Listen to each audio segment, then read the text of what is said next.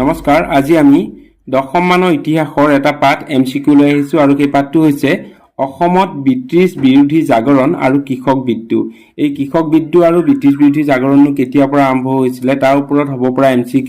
সম্ভাৱ্য MCQ সমূহ লৈ আহিছো আৰু এই MCQ সমূহ আপোনালোকক যিমান পাৰি খৰতকীয়া কৰি উত্তৰসমূহ সমাধান কৰিবলৈ চেষ্টা কৰা হ'ব। প্ৰথম প্ৰশ্নটো লওঁ,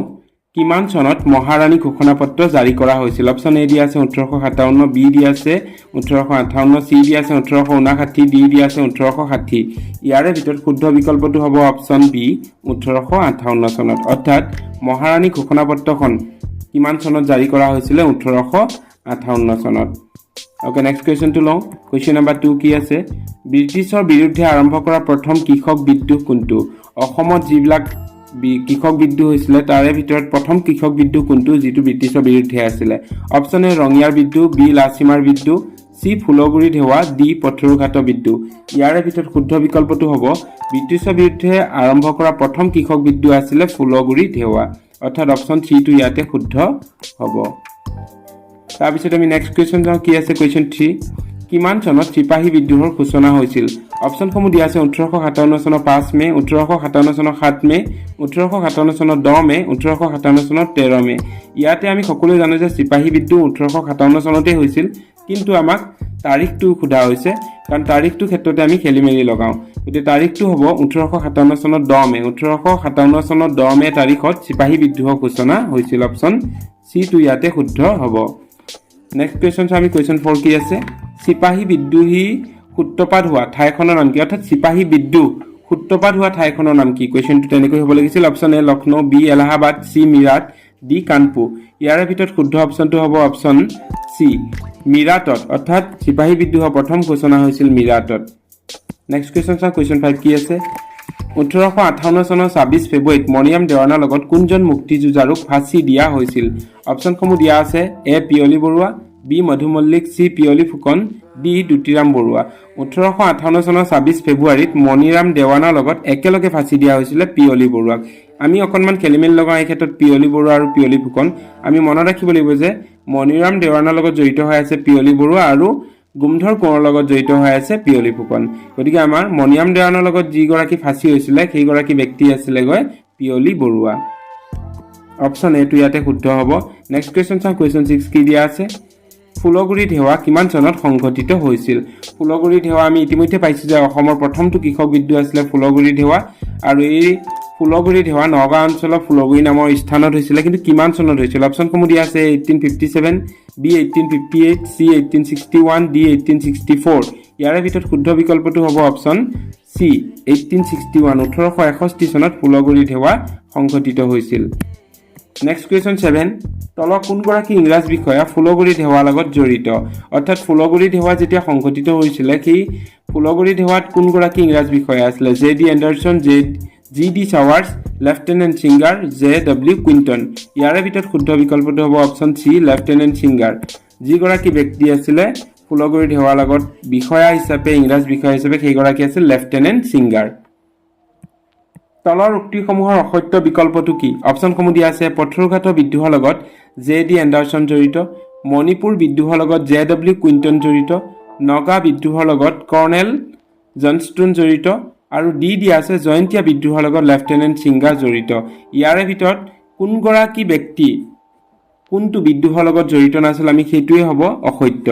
অৰ্থাৎ পথৰুঘাটৰ যদি ক'বলৈ যাওঁ তেতিয়াহ'লে পথৰুঘাটৰ সময়ত জে ডি এণ্ডাৰছন আছিল, মণিপুৰ বিদ্ৰোহৰ লগত জে ডব্লিউ কুইণ্টন জড়িত হৈ আছিলে, আৰু নগা বিদ্ৰোহৰ লগত কৰ্ণেল জনষ্টন জড়িত হৈ আছিলে। তেতিয়াহ'লে আমি সকলোৱে জানো যে লেফটেনেণ্ট ছিংগাৰ কোনটো বিদ্ৰোহৰ লগত জড়িত হৈ আছিলে? ফুলগুৰি ধেৱাৰ লগত। গতিকে অপশ্যন ডি টো ইয়াতে অসত্য হ'ব।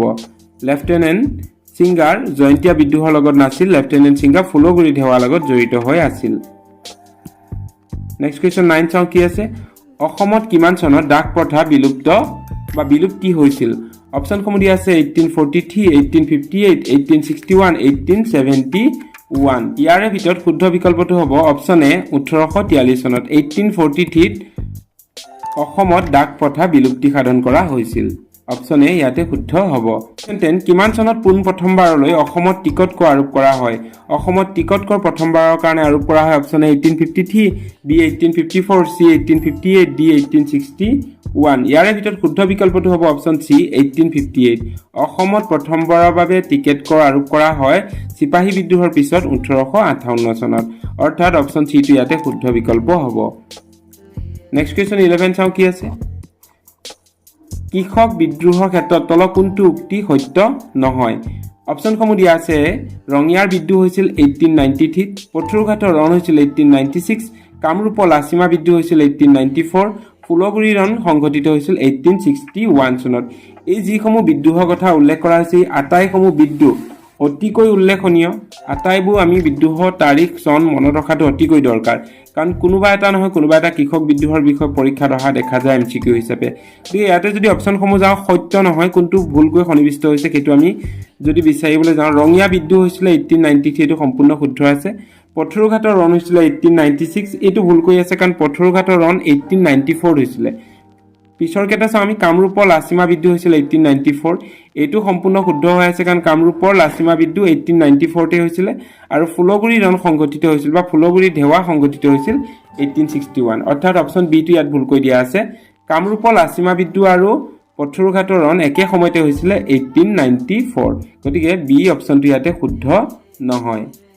কোৱেশ্চন 12 ব্ৰিটিছ বিষয়া দামান্ট আৰু তেওঁ নিৰাপত্তাৰক্ষী সকলক নগাসকলে কোন চনত হত্যা কৰিছিল অপশনসমূহ দিয়া আছে এ 1868 বি 1858 সি 1878 ডি 1828 ইয়াৰে ভিতৰত শুদ্ধ বিকল্পটো হ'ব 1878 অৰ্থাৎ নগাসকলে ব্ৰিটিছ বিষয়া দামান্তক হত্যা কৰিছিল আৰু তেওঁ নিৰাপত্তাৰক্ষী গৰাকীকো হত্যা কৰিছিল 1878 চনত অপশন সি টো শুদ্ধ হ'ব কুলচন কোন অঞ্চলৰ ৰজা আছিল অপশন এ দিয়া আছে ফুলগুৰি অপশন বি উত্তৰকাছা সি ডিমাপুৰ ডি মণিপুৰ ইয়াৰ ভিতৰত শুদ্ধ বিকল্প হ'ব কুলচন্দ আছিল মণিপুৰৰ ৰজা অপশন ডি টো ইয়াতে শুদ্ধ হ'ব কোৱেশ্চন 14 চাও সিপাহী বিদ্ৰোহৰ সময়ত ভাৰতৰ গভৰ্ণৰ জেনেৰেল কোন আছিল সিপাহী বিদ্ৰোহ 1857 চনত হৈছিল আমি সকলোৱে জানো কিন্তু সেইখিনি সময়ত ভাৰতৰ গভৰ্ণৰ জেনেৰেল কোন আছিল option A Lord Dalhousie option B Lord Canning C Lord Lytton D Lord Mountbatten ইয়াৰে ভিতৰত শুদ্ধ বিকল্প কোনটো হ'ব অপশন বি লৰ্ড কানিং সিপাহী বিদ্ৰোহৰ সময়ত যিগৰাকী গভৰ্ণৰ জেনেৰেল আছিল তেখেতৰ নাম আছিল লৰ্ড কানিং কোৱেশ্চন 15 চাও কলিকতা উচ্চ ন্যায়ালয়ৰ মুখ্য ন্যায়াধীশ মফ মিলছ অসমলৈ কেতিয়া আহিছিল অপশনসমূহ দিয়া আছে 1858 1860 1853 1856 কলিকতা উচ্চ ন্যায়ালয়ৰ যিগৰাকী মুখ্য ন্যায়াধীশ মফ মিলছ আছিল তেখেতে অসম ভ্ৰমণ কৰিছিল 1853 চনত অপশন সি টো ইয়াতে শুদ্ধ হ'ব কোৱেশ্চন 16 মণিৰাম দেৱানে কিমান চনত অসম টি কোম্পানীত যোগদান কৰিছিল অপশনসমূহ দিয়া আছে এ 1838 বি 1839 চি 1848 ডি 1849 ইয়াৰে ভিতৰত শুদ্ধ বিকল্পটো হ'ব অপশন বি মণিৰাম দেৱানে অসম টি কোম্পানীত যোগদান কৰিছিল 1839 চনত অপশন বি টো শুদ্ধ হ'ব নেক্সট কোৱেশ্চন 17 চাও কি আছে ফুলগুৰি ৰাইজ মেলত কোন গৰাকী ব্ৰিটিছ সহায়কক ৰাইজৰ দ্বাৰা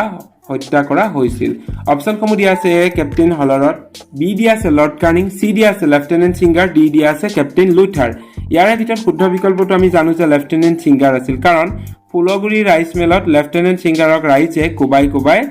প্ৰহাৰ কৰি হত্যা কৰিছিল অপশন সি টো ইয়াতে শুদ্ধ হ'ব কোৱেশ্চন 18 1857 চনৰ স্বতন্ত্ৰতা সংগ্ৰামৰ প্ৰতীক কি আছিল অপশন দিয়া আছে এ পদুম আৰু ৰুটি বি ইগল আৰু পদুম সি স্কাফ আৰু তৰোৱাল ডি দুখন তৰোৱাল শুদ্ধ বিকল্পটো হ'ব অপশন এ পদুম আৰু ৰুটি অৰ্থাৎ সিপাহী বিদ্ৰোহৰ যি স্বতন্ত্ৰতা সংগ্ৰাম আছিল সেই সংগ্ৰামখনৰ প্ৰতীক হিচাপে ব্যৱহৃত হৈছিল পদুম আৰু ৰুটি উত্তৰ পূব সীমান্তৰ গভৰ্ণৰ জেনেৰেলৰ এজেণ্ট হিচাপে নিযুক্তি পোৱা প্ৰথম গৰাকী ব্ৰিটিছ বিষয়াৰ নাম কি অপশনসমূহ দিয়া আছে colonel Johnson B David Scott C Lord Northbrook D captain Holroyd ইয়াৰে ভিতৰত শুদ্ধ বিকল্পটো হ'ব অপশন বি ডেভিড স্কট আছিল উত্তৰ পূব সীমান্তৰ গভৰ্ণৰ জেনেৰেলৰ প্ৰতিনিধি হিচাপে নিযুক্তি পোৱা প্ৰথম গৰাকী ব্ৰিটিছ বিষয়া ফুলগুৰি ধাৱাৰ সন্দৰ্ভত তল কোনটো সত্য নহয় অপশনসমূহ দিয়া আছে এ এই আন্দোলন অসমৰ ভূখণ্ডৰ পৰা ব্ৰিটিছক খেদা প্ৰথমটো বৃহৎ প্ৰচেষ্টা বি অভিজাত আৰু ধনিক শ্ৰেণীৰ লোকসকলে আন্দোলনটো গণভিত্তি প্ৰদান কৰিছিল চি আফু খেতি বন্ধ কৰাৰ বাবে তিৱা জনজাতি লোকসকলে বিদ্ৰোহৰ ঘোষণা কৰিছিল ডি দিয়া আছে এই আন্দোলন অসমৰ আন প্ৰান্তৰ কৃষকসকলৰ বাবে অনুপ্ৰেৰণা উৎস হৈ পৰিছিল ফুলগুৰি ধাৱা 1861ত হৈছিল 1861 চনত ইয়াৰে ভিতৰত যদি আমি সত্য নহয় বিচাৰিবলৈ যাওঁ তেতিয়াহ'লে অপচন বি টো হ'ব কাৰণ অভিজাত আৰু ধনিক শ্ৰেণীৰ লোকসকলে এই আন্দোলনটো গণভিত্তি প্ৰদান কৰা নাছিল এই আন্দোলনটো কৃষক শ্ৰেণীৰ লোকসকলৰ আন্দোলন আছিল বা হাতী খোৱা জনগণৰ আন্দোলন আছিল বাকি গুটেইকেইটা আমি যদি চাওঁ এ সি আৰু ডি একেটা শুদ্ধ আছে কাৰণ এই আন্দোলনটো অসমৰ ভূখণ্ডৰ পৰা ব্ৰিটিছক খেদা প্ৰথমটো বৃহৎ প্ৰচেষ্টা আছিল কৃষকৰ দ্বাৰা আৰু আফু খেতি বন্ধ কৰাৰ বাবেই ফুলগুৰি ধাৱা তিৱা জনজাতিৰ লোকসকলে বিদ্ৰোহ ঘোষণা কৰিছিল পোনপ্ৰথমতে তাৰ পিছতে যদি চাওঁ আমি এই আন্দোলন অসমৰ আন প্ৰান্তৰ কৃষকসকলৰ বাবে বিদ্ৰোহৰ বাবে অনুপ্ৰেৰণা উৎস হৈ পৰিছিল গুটেইকেইটা শুদ্ধ আছে কেৱল ইয়াতে অপচন বি টো ভুলকৈ সন্নিৱিষ্ট কৰা হৈছে অৰ্থাৎ ধনিক শ্ৰেণীৰ লোকসকলক সঁহাৰি পোৱা নাছিল কুৱেশ্যন 21 চাওঁ আমি ব্ৰিটিছসকলে কোন বৰ্ষত অসমত আয়কৰ আৰু চৰণীয়া কৰ প্ৰৱৰ্তন কৰিছিল ইয়াৰে ভিতৰত অপচন দিয়া আছে 1862 1860 1892 1894 ব্ৰিটিছসকলে অসমত আয়কৰ আৰু চৰণীয়া কৰ বা গ্ৰেজিং কৰ প্ৰৱৰ্তন কৰিছিল 1860 চনত অপচন বি টো শুদ্ধ হ'ব খুবেই ইম্পৰ্টেণ্ট একেটা কুৱেশ্যন আমি মনত ৰখাটো অতিকৈ দৰকাৰ যে অসমত আয়কৰ আৰু গ্ৰেজিং কৰ কেতিয়া প্ৰৱৰ্তন হৈছিল উত্তৰ হ'ব 1860 চনত নেক্সট কুৱেশ্যন 22 মণিৰাম দেৱানৰ প্ৰকৃত নাম কি আগতে আমি দেখিছো কেইবাটাৰো পৰীক্ষাত এই প্ৰশ্নটো অহা দেখা গৈছে অপচনসমূহ দিয়া আছে A Maniram Phukan B Maniram Borbhandar Barua C Maniram Gohain D Maniram Borgohain ইয়াৰে ভিতৰত শুদ্ধ উত্তৰটো হ'ব অপচন বি মণিৰাম দেৱানৰ প্ৰকৃত নাম আছিল মণিৰাম বৰভাণ্ডাৰ বৰুৱা অপচন বি টো শুদ্ধ হ'ব নেক্সট কুৱেশ্যন 23 চাওঁ কি আছে ঊনবিংশ শতিকাত অসমত সংঘটিত হোৱা কৃষক বিদ্ৰোহসমূহক কোনে নেতৃত্ব প্ৰদান কৰিছিল অসমৰ কৃষকে ৰাইচ মিলসমূহে স্থানীয় কৃষকসকলে গাঁৱৰ মুৰব্বীসকলে ইয়াৰে ভিতৰত শুদ্ধ বিকল্পটো হ'ব অপচন বি ৰাইচ মিলসমূহে অৰ্থাৎ অসমত যি কৃষক বিদ্ৰোহ হৈছিল সেই কৃষক বিদ্ৰোহসমূহৰ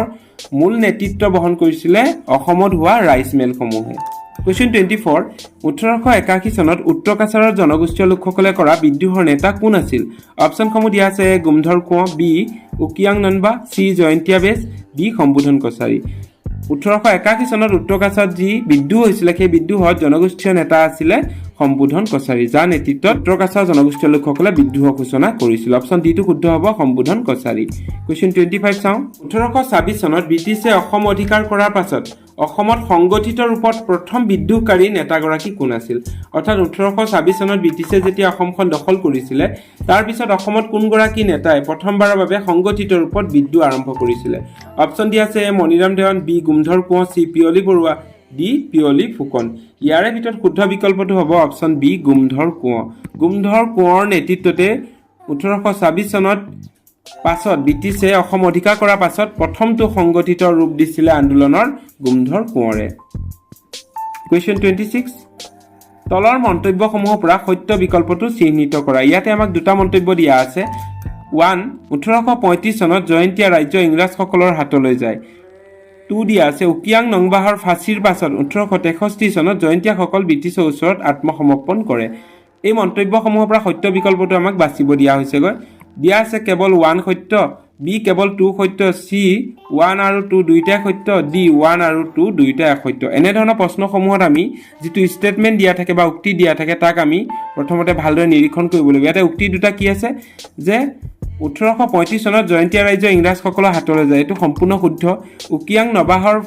নংবাহৰ ফাঁচীৰ পাছত 1863 চনত জয়ন্তীয়াসকলৰ ব্ৰিটিছৰ ওচৰত আত্মসমৰ্পণ হয় এই দুইটা অপচনে শুদ্ধ আছে গতিকে দুইটা যদি শুদ্ধ আছে দুইটা শুদ্ধ বিকল্পটো ক'ত আছে আমি যদি চাবলৈ যাওঁ তেতিয়াহ'লে option A B C D ভিতৰত অপচন চিত আছে 1 আৰু 2 দুইটা ষ্টেটমেণ্টেই সত্য অৰ্থাৎ ইয়াতে চি অপচনটো শুদ্ধ হ'ব নেক্সট কুৱেশ্যন চাওঁ কুৱেশ্যন 27 ব্ৰিটিছৰ বিৰুদ্ধে বিদ্ৰোহ কৰাত ফাঁচি হোৱা মণিপুৰৰ ব্ৰিটিছ বিৰোধী আন্দোলনৰ প্ৰধান নেতা কোন আছিল অপচনসমূহ দিয়া আছে ইয়াতে এ টিকেন্দ্ৰজিৎ বি জয় সিং চি সুৰচন্দ্ৰ ডি উকিয়াং নংবা ইয়াৰে ভিতৰত শুদ্ধ বিকল্প হ'ব অপচন এ টিকেন্দ্ৰজিৎ ব্ৰিটিছৰ বিৰুদ্ধে বিদ্ৰোহ কৰাত ফাঁচি হোৱা মণিপুৰৰ ব্ৰিটিছ বিৰোধী আন্দোলনৰ প্ৰধান নেতা আছিল টিকেন্দ্ৰজিৎ মণিপুৰৰ প্ৰধান নেতা আছিল ব্ৰিটিছ বিৰোধী আন্দোলনৰ টিকেন্দ্ৰজিৎ অপচন এ টো ইয়াতে শুদ্ধ বিকল্প হ'ব কুৱেশ্যন 28ত কি আছে চাওঁ কোনে 1837 চনত বিদ্যালয় কাৰ্যালয় আদালতত অসমীয়া ভাষাৰ পৰিৱৰ্তে বাংলা ভাষাৰ প্ৰচলন কৰা বিৰোধিতা কৰিছিল খুবেই ইম্পৰ্টেণ্ট এটা প্ৰশ্ন অপচন দিয়া আছে এ হলিৰাম ফুকন বি আনন্দৰাম ঢেকিয়াল ফুকন সি মণিৰাম দেৱান ডি গুমধৰ কোঁৱৰ ইয়াৰে ভিতৰত শুদ্ধ বিকল্পটো হ'ব অপচন বি আনন্দৰাম ঢেকিয়াল ফুকন আনন্দৰাম ঢেকিয়াল ফুকনে 1837 চনত যেতিয়া অসমৰ বিদ্যালয় কাৰ্যালয় বা আদালতবিলাকত অসমীয়া ভাষাটো আঁতৰাই বাংলা ভাষাটো প্ৰচলন কৰিছিল তাৰ পূৰ্ণ বিৰোধিতা কৰিছিল নেক্সট কুৱেশ্যন চাওঁ আমি কুৱেশ্যন নম্বৰ 29 কোনগৰাকী ব্যক্তিৰ নেতৃত্বত ব্ৰিটিছৰ বিৰুদ্ধে জয়ন্তীয়া বিদ্ৰোহ আৰম্ভ হৈছিল আমি মণিপুৰৰ বিদ্ৰোহটোৰ কথা পালোঁ টিকেন্দ্ৰজিৎ এতিয়া আমি যদি চাওঁ জয়ন্তীয়া বিদ্ৰোহ কাৰ নেতৃত্বত হৈছিল option A Rajendra Singh B Sambhudhan Ronglocha C U Kiang Nongbah D Tikendrajit ইয়াৰে ভিতৰত শুদ্ধ বিকল্পটো হ'ব অপশ্যন চি উকিয়াং নংবাহৰ নেতৃত্বতে জয়ন্তীয়া বিদ্ৰোহ ঘোষণা হৈছিল অপশ্যন চিটো শুদ্ধ হ'ব নেক্সট কুৱেশ্যন 30 চাওঁ কিমান চনত ব্ৰিটিছসকলে নাগালেণ্ডৰ ওপৰত কৰ্তৃত্ব লাভ কৰিছিল ব্ৰিটিছসকলে নাগালেণ্ডৰ ওপৰত কেতিয়া কৰ্তৃত্ব লাভ কৰিছিল অপশ্যনসমূহ দিয়া আছে এ 1866 1846 1863 1881 যদিও ব্ৰিটিছসকলে 1826 চনত অসম দখল কৰাৰ পিছতে প্ৰায়বোৰ অঞ্চল নিজৰ দখললৈ নিছিল কিন্তু নাগালেণ্ডৰ অঞ্চলটো সম্পূৰ্ণ কৰ্তৃত্ব লাভ কৰিব পৰা নাছিল আৰু তাৰ ফলতে 1878 চনত নগা বিদ্ৰোহ ঘোষণা হৈছিল আৰু 1881 চনত সম্পূৰ্ণভাৱে নাগালেণ্ডৰ ওপৰত কৰ্তৃত্ব লাভ কৰিছিল ব্ৰিটিছসকলে অপশ্যন ডি টো ইয়াতে শুদ্ধ হ'ব ব্ৰিটিছসকলে সম্পূৰ্ণভাৱে নাগালেণ্ডৰ ওপৰত কৰ্তৃত্ব লাভ কৰিছিল 1881 চনত কুৱেশ্যন 31 চাওঁ মণিৰাম দেৱানক বিচাৰ কৰা ইংৰাজ বিষয়াগৰাকীৰ নাম কি আছিল option A captain Holroyd B J W Quinton C colonel Johnstone D Maharani Victoria ইয়াৰে ভিতৰত শুদ্ধ বিকল্পটো হ'ব অপশ্যন এ কেপ্টেইন হলৰইড নামৰ যিগৰাকী ইংৰাজ ন্যায়াধীশ আছিলে বিষয়া আছিলে তেখেতে মণিৰাম দেৱানক বিচাৰ কৰিছিল কেপ্টেইন হলৰইড কুৱেশ্যন 32 তলৰ কোনটো 1857 চনৰ চিপাহী বিদ্ৰোহৰ তৎকালীন কাৰণ আছিল অপশ্যন এ দিয়া আছে ভাৰতীয় সৈনিকসকলক কম দৰমহা বি ব্ৰিটিছৰ দ্বাৰা সাধাৰণ জনগণৰ শোষণ চি সৈনিকসকলক জন্তুৰ চৰ্বিযুক্ত গুলীৰ প্ৰদান ডি ইষ্ট ইণ্ডিয়া কোম্পানীৰ নিয়ন্ত্ৰণ ব্ৰিটিছ ৰাজ শাসনলৈ হস্তান্তৰণ অৰ্থাৎ 1857 চনত চিপাহী বিদ্ৰোহ ঘোষণা হৈছিল সকলোৱে জানো আমি কিন্তু চিপাহী বিদ্ৰোহ 1857 চনত হোৱা তৎকালীন কাৰণটো কি আছিল এই গোটেইসমূহ অপশ্যন যদিও শুদ্ধ তৎকালীন কাৰণ হিচাপে বিবেচিত হৈছিল সৈনিকসকলক জন্তুৰ চৰ্বিযুক্ত গুলী ব্যৱহাৰ কৰিব দিয়া অৰ্থাৎ অপশ্যন চি টো ইয়াতে শুদ্ধ বিকল্প হ'ব জন্তুৰ চৰ্বিযুক্ত গুলী ব্যৱহাৰ কৰিব দিয়া কাৰণে তৎকালীনভাৱে চিপাহী বিদ্ৰোহ ঘোষণা হৈছিল 1857 চনত তল কোনটো অসমত চিপাহী বিদ্ৰোহৰ সূত্ৰপাতৰ প্ৰধান কাৰণ নহয় চিপাহী বিদ্ৰোহ হোৱা বহু কাৰণ আছিল তাৰ ভিতৰত প্ৰধান কাৰণ কোনটো নহয় বুলি কৈছে ইয়াৰ ভিতৰত অপশ্যন দিয়া আছে ত্ৰুটিপূৰ্ণ ভূমি ৰাজহ ব্যৱস্থা বি হিন্দু মুছলিমৰ মাজত সাম্প্ৰদায়িক সংঘৰ্ষ চি কুটীৰ শিল্পৰ অৱনতি ডি ব্ৰিটিছ প্ৰশাসনৰ ওপৰত জনসাধাৰণৰ অসন্তুষ্টি চিপাহী বিদ্ৰোহ সূত্ৰপাতৰ গোটেইকেইটাই কাৰণ আছে কিন্তু এটা কাৰণ নহয় সেইটো কাৰণ যদি আমি নিৰ্ণয় কৰিবলৈ যাওঁ তেতিয়াহ'লে হ'ব অপশ্যন বি হিন্দু মুছলিমৰ মাজত সাম্প্ৰদায়িক সংঘৰ্ষ এই কাৰণটোৰ কাৰণে কি হোৱা নাছিল চিপাহী বিদ্ৰোহ সূচনা বা সূত্ৰপাত হোৱা নাছিল কাৰণ হিন্দু মুছলমান উভয় মিলি চিপাহী বিদ্ৰোহত অংশগ্ৰহণ কৰিছিল কুৱেশ্যন 34 তলৰ কোনটো অসমত চিপাহী বিদ্ৰোহৰ বিফলতা কাৰণ নহয় চিপাহী বিদ্ৰোহ 1857 চনত হৈছিল আৰু বিফলতা কাৰণ কোনটো নহয় অপশ্যন এ বিদ্ৰোহী সংখ্যা তাকৰীয়া আছিল বি জনসমৰ্থনৰ অভাৱ আছিল চি ধনৰ অভাৱ আছিল ডি চিপাহী আৰু অস্ত্ৰ-শস্ত্ৰৰ অভাৱ আছিল চিপাহী অভাৱ আছিল অস্ত্ৰ-শস্ত্ৰৰো অভাৱ আছিল ইয়াৰ ভিতৰত বিফলতা কাৰণ কোনটো নহয় আমি যদি চাবলৈ যাওঁ তেতিয়াহ'লে ধনৰ অভাৱ আছিল এইটো বিফলতা কাৰণ নহয় কাৰণ বিদ্ৰোহৰ সংখ্যা তাকৰীয়া আছিল গতিকে বিফল হৈছিল জনসমৰ্থনৰ অভাৱ আছিল চিপাহী বিদ্ৰোহে পূৰ্ণ জনসমৰ্থন লাভ কৰা নাছিল গতিকে বিফল হৈছিল আৰু চিপাহীও কম আছিল লগতে অস্ত্ৰ-শস্ত্ৰৰো অভাৱ আছিল গতিকে চিপাহী বিদ্ৰোহ বিফল হৈছিল কিন্তু ধনৰ অভাৱ হোৱা নাছিল গতিকে অপশ্যন বিকল্পটো বিফলতা কাৰণ নহয় কোনটো শুদ্ধ হ'ব ধনৰ অভাৱ হোৱা নাছিল এই বিকল্পটো ইয়াতে শুদ্ধ হ'ব কুৱেশ্যন 35 চাওঁ কি আছে তল কোনটো কাৰক কৃষক বিদ্ৰোহৰ লগত জড়িত নহয় অপশ্যন এ ব্ৰিটিছে কৃষকৰ ওপৰত আৰোপ কৰা অত্যাধিক ৰাজহ এই বিষয়টো কৃষক বিদ্ৰোহৰ লগত জড়িত আছিল কৃষকৰ অৰ্থনৈতিক দিশৰ কাৰণেও কৃষক বিদ্ৰোহ হৈছিল মুদ্ৰাৰ দ্বাৰা ৰাজহ সংগ্ৰহৰ ব্যৱস্থা এইটো এটা প্ৰধান কাৰণ আছিল কৃষক বিদ্ৰোহৰ কাৰণ মুদ্ৰাৰ দ্বাৰা ৰাজহ সংগ্ৰহৰ ব্যৱস্থা এটা ব্ৰিটিছে আৰম্ভ কৰি দিছিল দিয়া আছে কৃষকৰ ৰাজনৈতিক আৰু সামাজিক দিশ এইটো শুদ্ধ অপশ্যন নহয় কাৰণ কৃষকৰ ৰাজনৈতিক আৰু সামাজিক দিশটো কৃষক বিদ্ৰোহৰ লগত জড়িত নাছিল অপশ্যন ডি টো ইয়াতে শুদ্ধ বিকল্প হ'ব ওকে নেক্সট কুৱেশ্যন 36 কোনগৰাকী নেতাই অসমৰ চিফ কমিছনাৰ জে ডব্লিউ কুইণ্টনক মণিপুৰত হত্যা কৰিছিল অপশ্যনসমূহ দিয়া আছে A Sambhudhan Kachari, B Tikendrajit, C U Kiang Nongbah, D Kulachandra. Manipur বিদ্ৰোহৰ লগত কোন জড়িত হৈ আছে আমি ইতিমধ্যে সকলোৱে পঢ়িছোঁ যে মণিপুৰ বিদ্ৰোহৰ লগত কোন জড়িত হৈ আছিলে টিকেন্দ্ৰজিৎ। অৰ্থাৎ টিকেন্দ্ৰজিতে JW কুইণ্টনক অসমৰ চিফ যিগৰাকী কমিশ্যনাৰ আছিলে অসমৰ চিফ কমিশ্যনাৰ JW কুইণ্টন তেখেতক মণিপুৰত হত্যা কৰিছিল কোনে টিকেন্দ্ৰজিতে। অপশ্যন বিটো ইয়াতে শুদ্ধ বিকল্প হ'ব। কুৱেশ্যন 37 আসাম ৰায়ত বুলিলে কি বুজায়? অপশ্যনসমূহ দিয়া আছে এ 1893 চনত ব্ৰিটিছ চৰকাৰৰ বিৰুদ্ধে কৃষকে কৰা এলানি বিদ্ৰোহ, অসমৰ জনতাৰ ওপৰত ব্ৰিটিছে আৰোপ কৰা কৰ, অধিক মাত্ৰাত ৰাজহ বৃদ্ধি, অসমৰ ভূখণ্ডৰ ওপৰত ব্ৰিটিছৰ অধিকাৰ। অসম ৰায়ত বুলি ক'লে আমি কোনটো বুজিম? ইয়াৰে ভিতৰত শুদ্ধ বিকল্পটো হ'ব অসম ৰায়ত বুলিলে 1893 চনত ব্ৰিটিছ চৰকাৰৰ বিৰুদ্ধে কৃষকসকলে যি এলানি বিদ্ৰোহ ঘোষণা কৰিছিলে 1893 চনৰ পৰা সেই বিদ্ৰোহকে কোৱা হয় আসাম ৰায়ত বুলি। অৰ্থাৎ অপশ্যন এটো ইয়াতে শুদ্ধ বিকল্প হ'ব। নেক্সট কুৱেশ্যন 38 ভাৰতৰ বিভিন্ন স্থানত চিপাহী বিদ্ৰোহৰ নেতৃত্ব বহন কৰাৰ ক্ষেত্ৰত তলৰ কোনটো উক্তি শুদ্ধ নহয়? অৰ্থাৎ ভুল অপশ্যনটো বিচাৰিব দিয়া হৈছে। বিহাৰত নেতৃত্ব প্ৰদান কোঁৱৰ সিং সত্য হয়, ঝান্সীত নেতৃত্ব প্ৰদান ৰাণী লক্ষ্মীবাই এইটো শুদ্ধ, অসমত নেতৃত্ব প্ৰদান গোমধৰ কোঁৱৰ এইটো সত্য নহয় কাৰণ অসমত নেতৃত্ব প্ৰদান কৰিছিল চিপাহী বিদ্ৰোহৰ মণিৰাম দেৱানে। মহাৰাষ্ট্ৰত নেতৃত্ব প্ৰদান তান্তিয়া টুপী। অৰ্থাৎ অপশ্যন চিটো ইয়াতে আমাৰ শুদ্ধ হ'ব কাৰণ অসমত গোমধৰ কোঁৱৰে নেতৃত্ব প্ৰদান কৰা নাছিল, চিপাহী বিদ্ৰোহৰ নেতৃত্ব প্ৰদান কৰিছিল মণিৰাম দেৱানে।